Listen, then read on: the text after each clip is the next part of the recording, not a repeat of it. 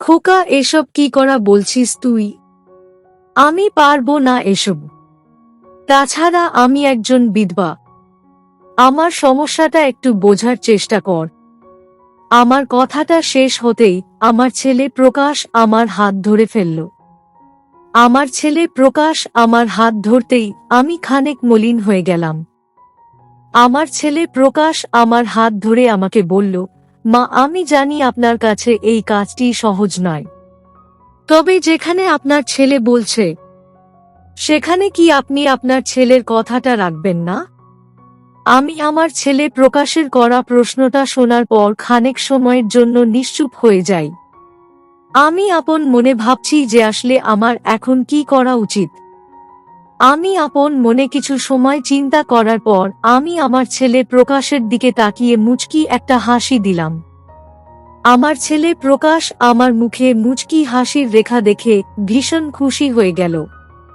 আমার ছেলে প্রকাশ আর অপেক্ষা না করেই আচমকা আমার হ্যালো আমার কলিজার বন্ধুরা, কেমন আছো সবাই? প্রতিদিনের মতো আজও আমি তোমাদের মাঝে নতুন একটি ভিডিও নিয়ে হাজির হয়েছি। আজ আমি তোমাদের বলবো আমার নিজের আপন ছেলের সাথে আমার জীবনের আরও একটি অসাধারণ সত্যি গল্প। আমি জানি এমন গল্প হয়তো তোমরা এর আগে কখনো শোনোনি। আমি শতভাগ সিওর হয়ে বলতে পারি আজকের ভিডিওটা দেখার পর তোমাদের জল আসবে। তাই তোমাদের অনুরোধ করছি সম্পূর্ণ ভিডিওটি দেখার। তো বেশি কথা না বলে চলো গল্প ফিরে যাই। আমি দীপিকা রায়। আমি একজন ৪২ বছর বয়সী বিধবা নারী। আমার স্বামীর নাম ছিল রাজীব।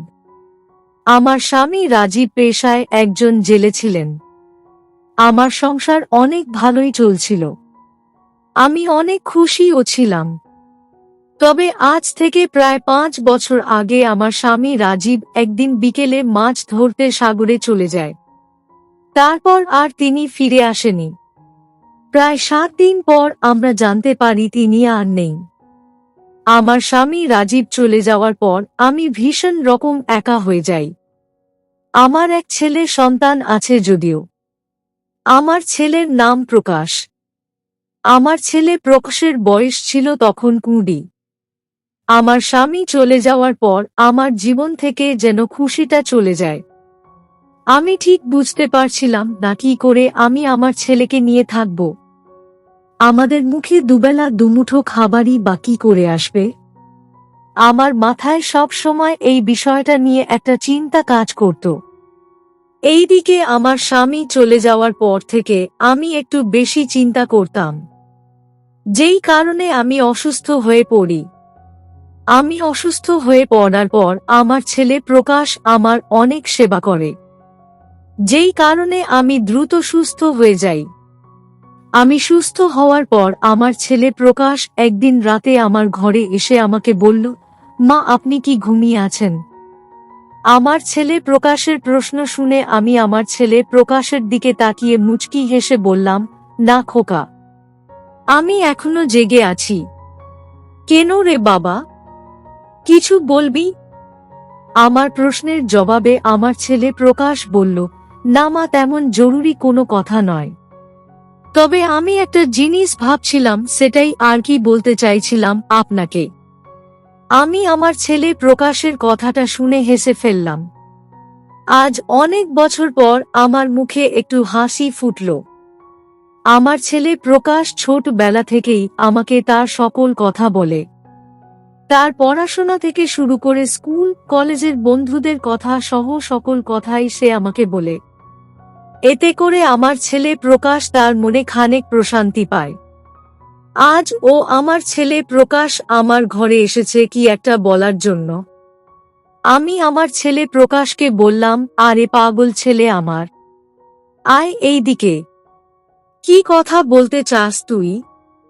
বলে ফেল খোকা।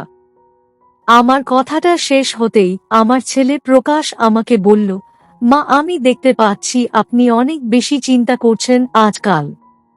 এতে করে আপনি বারবার অসুস্থ হয়ে পড়ছেন। আমি আপনার এই অতিরিক্ত চিন্তা করার কারণ বুঝতে পারছি মা। তাই আমি চাইছি একটা চাকরি করতে, যাতে করে আমি অর্থনৈতিকভাবে আপনাকে সাহায্য করতে পারি। আপনি কি বলেন? আমি আমার ছেলে প্রকাশের বলা কথাটা শোনার পর নিশ্চুপ হয়ে গেলাম। আমি কখনো ভাবতেও পারিনি আমার ছেলে প্রকাশ এত তাড়াতাড়ি এই সংসারের দায়িত্ব নিতে চাইবে। পিতা মাতার কাছে তার সন্তানের বয়স যতটাই হোক না কেন, তাদের চোখে সব সময় সন্তান ছোট থাকে। আমার সেই ছোট্ট প্রকাশ আজ এই সংসারের দায়িত্ব নিতে চাইছে। সে চাকরি করে নিজের একটা পরিচয় তৈরি করতে চাইছে। এটা ভাবতেই আমার মনের মাঝে ভীষণ রকম অদ্ভুত একটা খুশি কাজ করছে। খুশিতে আমার চোখের কোণে জল চলে এসেছে। আমি আমার ছেলে প্রকাশের দিকে তাকাতেই আমার ছেলে প্রকাশ আমার চোখে জল দেখে কৌতূহলী কণ্ঠে আমাকে জিজ্ঞেস করল, মা, আপনি কান্না করছেন? আমি আমার ছেলেকে বললাম, না রে বাবা, আমি কান্না করছি না। আজ আমি অনেক খুশি, কারণ আমার সেই ছোট্ট ছেলে প্রকাশ আজ নিজের পায়ে দাঁড়াতে চাইছে। একজন মা হিসেবে এটা আমার কাছে অনেক বড় পাওয়া। আমার কথাটা শুনে আমার ছেলে প্রকাশ অনেক খুশি হয়ে গেল। আমার ছেলে প্রকাশ খুশি মনে আমার সাথে বসে কিছু সময় গল্প করলাম, পর সে তার ঘরের দিকে চলে গেল। আমার ছেলে প্রকাশ তার ঘরের দিকে চলে যেতেই আমি ঘুমিয়ে পড়ার চেষ্টা করলাম। পরদিন সকালে আমার ছেলে প্রকাশ অফিসে চলে গেল। আমার ছেলে প্রকাশ অফিসে চলে যেতেই আমি আমার সংসারের সকল কাজকর্ম সামলে নিতে শুরু করলাম। সত্যি বলতে আজ কেন যেন আমার মনটা অনেক হালকা লাগছে। আগে যেমন আমার মাথায় সব সময় বিভিন্ন চিন্তা কাজ করত, আজ আর তেমন কোনো চিন্তা কাজ করছে না। আমি শান্ত মনে নিজের সংসারের সকল কাজকর্ম গুছিয়ে নিলাম। এমনভাবেই আমার দিন কাটতে লাগলো। তবে ইদানিং আমি একটা জিনিস লক্ষ্য করলাম, আর সেটা হলো আমার ছেলে প্রকাশ আগের থেকেও অনেক বেশি খেয়াল রাখতে শুরু করেছে আমার। আগেও আমার ছেলে প্রকাশ আমার অনেক খেয়াল রাখত, তবে আজকাল আমার ছেলে প্রকাশ আমার খেয়াল একটু বেশি রাখছে, যেটা আমার কাছে ভালো তো লাগছে, তবে একটু অবাকও লাগছে। আমি রোজকার মতো আজ সন্ধ্যায় নিজের ঘরে বসে কিছু কাজ করছিলাম। এমন সময় আমার ছেলে প্রকাশ আমার ঘরে চলে আসলো। আমার ছেলে প্রকাশ আমার ঘরে এসে আমার পাশে বসে পড়ল।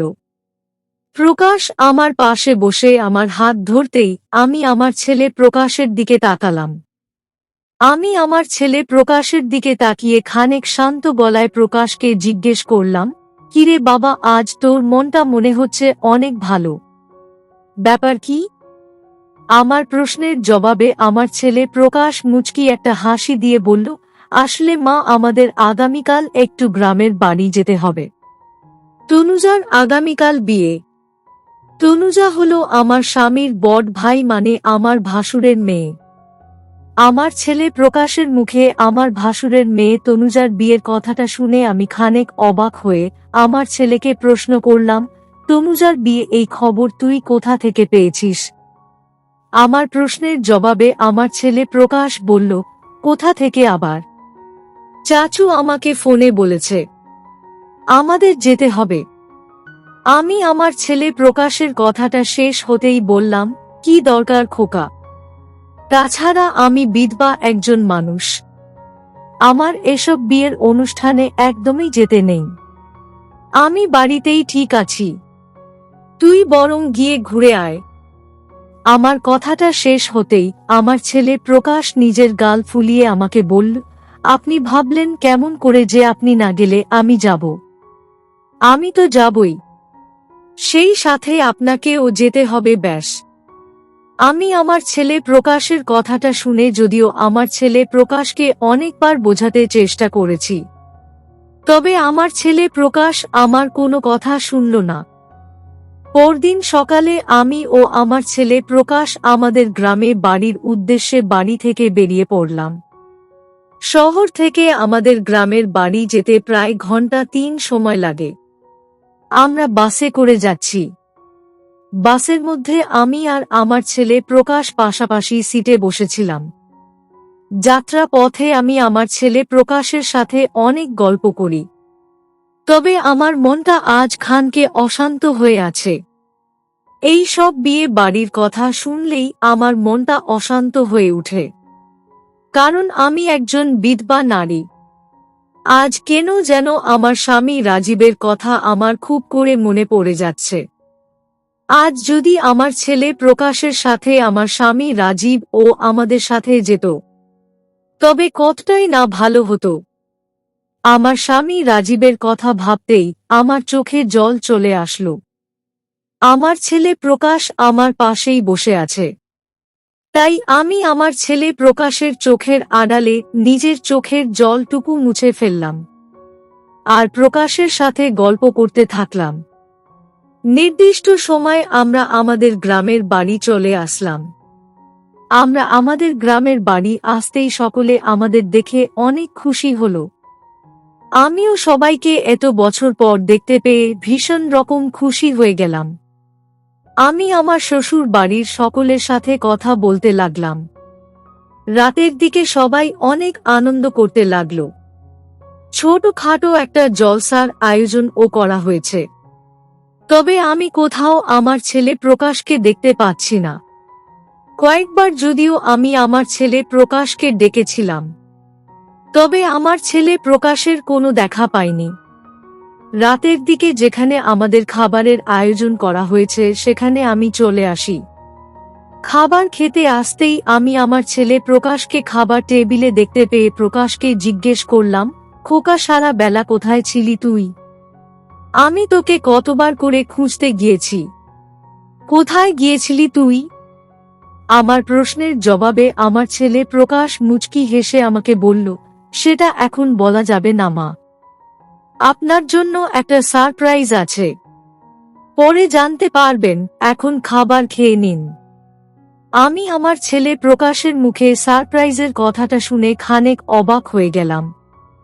আমি বুঝতে পারলাম না আমার ছেলে প্রকাশ আসলে কোন সারপ্রাইজের কথা বলছে। তাছাড়া হঠাৎ করে এই বিয়ে বাড়ির অনুষ্ঠানে আমার জন্য আবার কি সারপ্রাইজ? আমি খাবার খাচ্ছি আর আপন মনে এসব কথাই ভাবছি।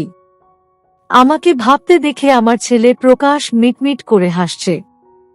আমরা সবাই রাতের খাবার খাওয়া শেষ করে যে যার যার ঘরে চলে যেতেই আমিও আমার ঘরে চলে আসলাম। বিয়ে বাড়িতে অনেক লোকজন আর অতিথিরা এসেছে, তাই থাকার জায়গায় একটু সমস্যা হচ্ছে। আমি আর আমার ছেলে প্রকাশ একটা ঘরেই থাকব। বিয়ে বাড়ি বলে কথা, যদিও কেউ ঘুমাবে না, এমনিতেই গল্প আড্ডা করে সময় কাটিয়ে দিবে, তাই আমাদের তেমন কোনো চিন্তা নেই। আমি ঘরে এসে বিছানায় বসে আছি। প্রায় মিনিট খানেক সময় বসে বিশ্রাম করার পর আমার ছেলে প্রকাশ ঘরে আসলো। আমার ছেলে প্রকাশ ঘরে প্রবেশ করতেই আমি আমার ছেলে প্রকাশকে জিজ্ঞেস করলাম, খোকা, তোর বাড়ি ফিরতে এত লেট হলো কেন? তাছাড়া তখন কি সারপ্রাইজ দেয়ার কথা বলেছিস তুই? আমার প্রশ্ন শুনে আমার ছেলে প্রকাশ হেসে ফেলল। আমার ছেলে প্রকাশ হেসে ফেলে আমাকে বলল, মা, একটা সারপ্রাইজ তো আছে আপনার জন্য, কিন্তু আমি ভাবছি আপনি আমার কথাটা রাখবেন কি না। আমি আমার ছেলে প্রকাশের কথাটা শুনে এবার হেসে ফেললাম। আমি হেসে ফেলে আমার ছেলে প্রকাশকে বললাম, পাগল ছেলে আমার, তোর কোনো কথা আমি কখনো ফেলেছি নাকি? বল, তুই কি সারপ্রাইজ? আমার কথাটা শেষ হতেই আমার ছেলে প্রকাশ আমাকে খানিক অবাক করে দিয়ে আমার সামনে একটা শাড়ি নিয়ে আসলো। আমার স্বামী চলে যাওয়ার পর থেকে আমি সব সময় সাদা শাড়ি পরি, তবে আমার ছেলের হাতে আজ একটা জামদানি শাড়ি আছে। অনেক সুন্দর দেখতে শাড়িটা। আমার ছেলে প্রকাশ আমার দিকে শাড়িটা এগিয়ে দিয়ে বলল, মা, আপনার জন্য আমার এই ছোট্ট উপহারটা। আপনি দয়া করে এই শাড়িটা আজ পরুন। অনেক দিন হলো আপনাকে ভালো একটা শাড়ি পরতে দেখিনি আমি। আমার ছেলে প্রকাশের কথাটা শুনে আমি ভীষণ রকম অবাক হয়ে গেলাম। আমি বিধবা মানুষ। আমি কি করে এই শাড়িটা পরতে পারি? তাছাড়া আজ আমার ছেলে প্রকাশের কথার মাঝে খানিক অদ্ভুত একটা ভাব আছে।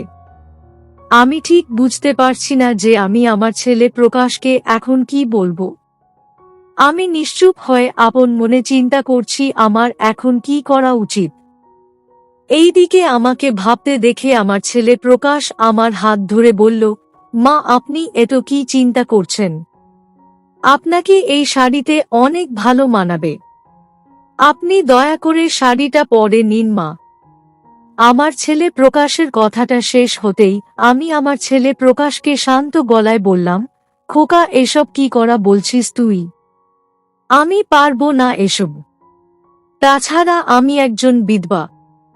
আমার সমস্যাটা একটু বোঝার চেষ্টা কর। আমার কথাটা শেষ হতেই আমার ছেলে প্রকাশ আমার হাত ধরে ফেলল।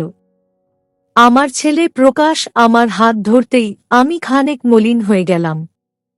আমার ছেলে প্রকাশ আমার হাত ধরে আমাকে বলল, মা, আমি জানি আপনার কাছে এই কাজটি সহজ নয়। তবে যেখানে আপনার ছেলে বলছে, সেখানে কি আপনি আপনার ছেলের কথাটা রাখবেন না? আমি আমার ছেলে প্রকাশের করা প্রশ্নটা শোনার পর খানিক সময়ের জন্য নিশ্চুপ হয়ে যাই। আমি আপন মনে ভাবছি যে আসলে আমার এখন কি করা উচিত। আমি আপন মনে কিছু সময় চিন্তা করার পর আমি আমার ছেলে প্রকাশের দিকে তাকিয়ে মুচকি একটা হাসি দিলাম। আমার ছেলে প্রকাশ আমার মুখে মুচকি হাসির রেখা দেখে ভীষণ খুশি হয়ে গেল। আমার ছেলে প্রকাশ আর অপেক্ষা না করেই আচমকা আমার সামনেই শাড়ির প্যাকেট খুলে শাড়িটা বের করে আমার হাতে দিল। আমি আমার পাগল ছেলের এমন কাজে মুচকি একটা হাসি দিলাম। আমার ছেলে প্রকাশ অনেক দূর থেকে এই শাড়িটা নিয়ে এসেছে। আমি সবাইকে বারণ করতে পারি, তবে আমার ছেলেকে নয়। আমার ছেলে প্রকাশের খুশিটা আমার কাছে অনেক দামি। আমি আমার ছেলে প্রকাশের দেয়া শাড়িটা পরে নিলাম। শাড়িটা পরে আমি আমার ছেলে প্রকাশের সামনে এসে দাঁড়াতে আমার ছেলে প্রকাশ আমার দিকে এক দৃষ্টিতে তাকিয়ে থাকল। আমি আমার ছেলে প্রকাশকে আমার দিকে এমনভাবে তাকিয়ে থাকতে দেখে মুচকি হেসে বললাম, কিরে খোকা, আমার দিকে এমনভাবে তাকিয়ে আছিস কেন? এই শাড়িতে ভালো লাগছে না আমাকে? আমার প্রশ্নের জবাবে আমার ছেলে প্রকাশ বলল, মা, আপনাকে অনেক সুন্দর লাগছে এই শাড়িতে। আপনি বিশ্বাস করতে পারবেন না। আমি আমার ছেলে প্রকাশের মুখে আমার প্রশংসা শুনে হেসে ফেললাম।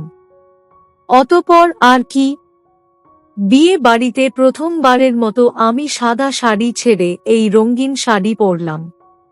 আর তারপর আমি আর আমার ছেলে প্রকাশ একসাথে বসে অনেকে সময় ধরে গল্প করলাম। সত্যি আজ আমার অনেক ভালো লাগছে। মানে হচ্ছে আমার স্বামী চলে যায়নি, বরং তিনি এখনো আমার সাথেই আছেন।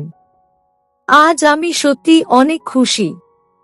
তো বন্ধুরা, এই ছিল আমার নিজের আপন ছেলের সাথে আমার জীবনের একটি সত্যি ঘটনা। তোমাদের কেমন লাগলো আজকের গল্পটা? অবশ্যই কমেন্টে জানাবেন। প্রিয় বন্ধুরা, আজকের ভিডিওটি এখানেই শেষ করলাম। যদি আমাদের ভিডিওটি আপনাদের ভালো লেগে থাকে তবে একটা লাইক করবেন এবং চ্যানেলটি সাবস্ক্রাইব করবেন। আজকের জন্য আপনাদের কাছে বিদায় নিচ্ছি। দেখা হবে আগামীকাল নতুন একটি ভিডিও নিয়ে। সে পর্যন্ত সবাই ভালো থাকবেন।